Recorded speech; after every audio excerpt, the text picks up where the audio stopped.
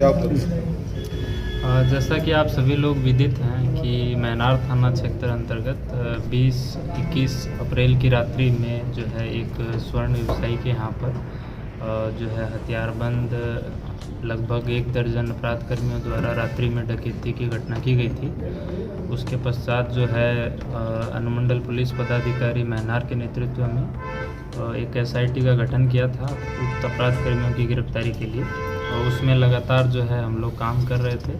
और उसके पश्चात जो है 30 अप्रैल को जैसा आप लोगों को पूर्व में बताया गया है कि एक अपराधकर्मी जो उस घटना में सम्मिलित था उसकी गिरफ्तारी हुई थी टेक्निकल जो है एनालिसिस के बाद।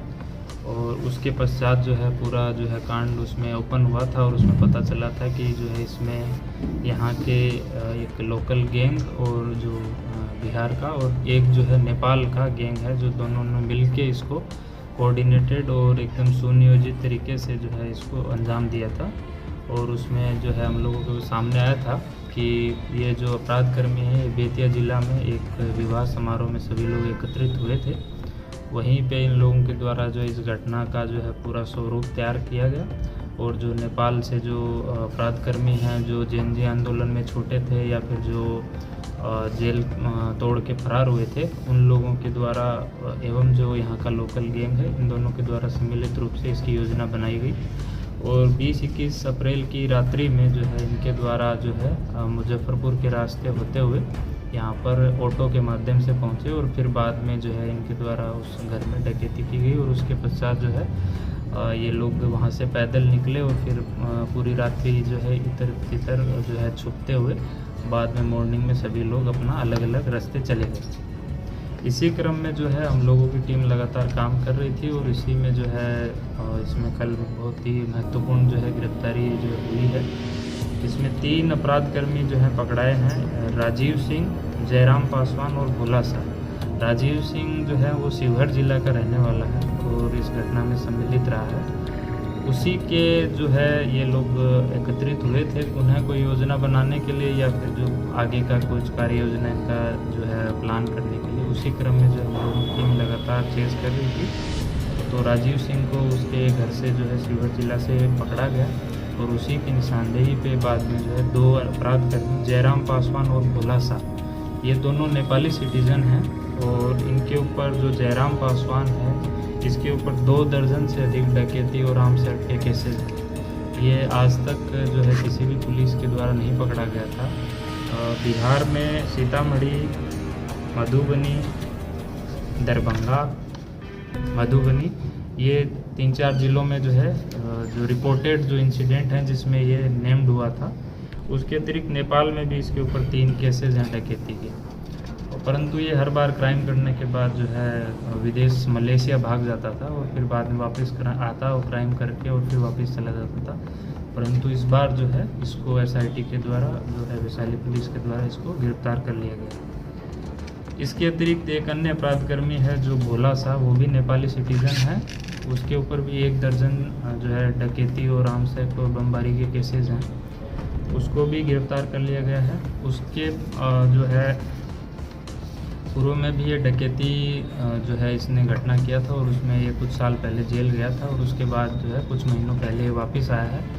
और उसके बाद जो है जैसे ये आया है उसके बाद जो वापस जो है इंडिया की इस गैंग के साथ मिलकर इसके द्वारा दोबारा इस कोऑर्डिनेटेड तरीके से इस अपराध का जो है अंजाम दिया गया। तो इस तरीके से जो 2 अंतर्राष्ट्रीय जो ये अपराधकर्मी हैं उनकी गिरफ्तारी के साथ ही एक महत्वपूर्ण उपलब्धि है वैशाली पुलिस के द्वारा।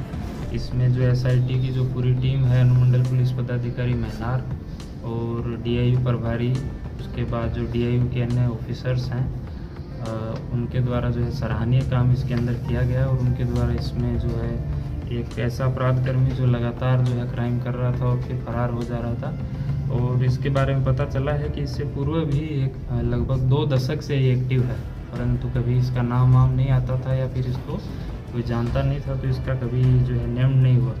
परंतु बाकी भी केसेस को हम लोग अभी खोजवाएंगे और उसके बाद इसको रिमांड पे लिया जाएगा। इस कांड में कितने लोग शामिल थे?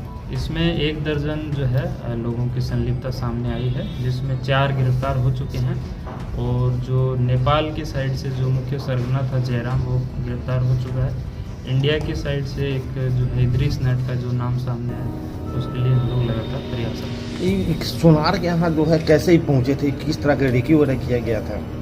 इसमें जो है सामने आया है कि जो ये जो लोकल जो इंडिया का जो लोग थे जो इसमें क्राइम में शामिल थे, इन्हीं के द्वारा जो है इस चीज़ का रेकी किया गया था कि ये एक स्वर्ण व्यवसायी है, यहाँ पर कुछ सामान मिल सकता है घर पे, घर वर भी इनका अच्छा था, इसी आधार पे इनको सेलेक्ट किया था।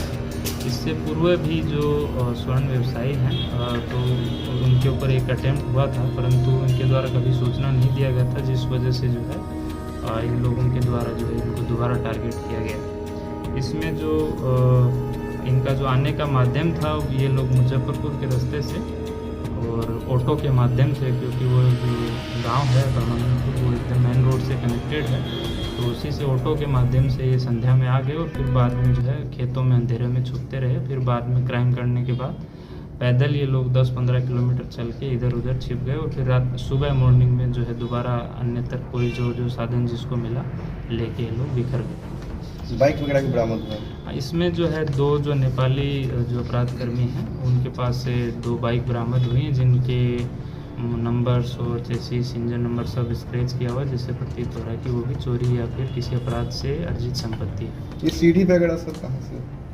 ये लोग प्रोफेशनल जैसे डकैती के जो है गिरोह हैं, इसमें जो है फिर इनका पूर्व में आप लोग हिस्ट्री इसका देखेंगे तो नेपाल के अंतर्गत ये जो गैंग थे लगातार जो है वहाँ पर डकैतियाँ करते थे, जो बिहार अपना नेपाल का बॉर्डर उस पर, उसी में ये लोग प्रोफेशनल इसको अपना लिया था और उसके पश्चात वहाँ पर जो है इन लोगों का एक रीजन के अंदर इनको दोबारा से वहाँ की गवर्नमेंट के द्वारा इनको पुनर्वासित भी किया गया था। कुछ साल तक शांति रहने के बाद फिर से जो है ये लोग वापस क्राइम में सम्मिलित हो गए। तो ये जो इमीडिएट जो है कुछ बनाने का, जैसे सीढ़ी बनाने का ये है, तो ये इनके पास वो स्किल पहले से मौजूद है। नेपाली नागरिक का जो गिरफ्तारी कहाँ से हुआ है? नेपाल से? वहीं से शिवहर में जो है ये लोग एकत्रित हुए थे दोबारा, और उसी जो अपराधकर्मी, क्योंकि ये लोग जब आया है तो इनका जो मकसद होगा कि दोबारा से फिर से अपराध करने का, उसी में जो है ये लोग फिर से एकत्रित होने का जो है प्लान बना रहे थे। उसी समय जो है SIT के द्वारा इनको गिरफ्तार कर लिया। बरामद क्या सब हुआ इसमें?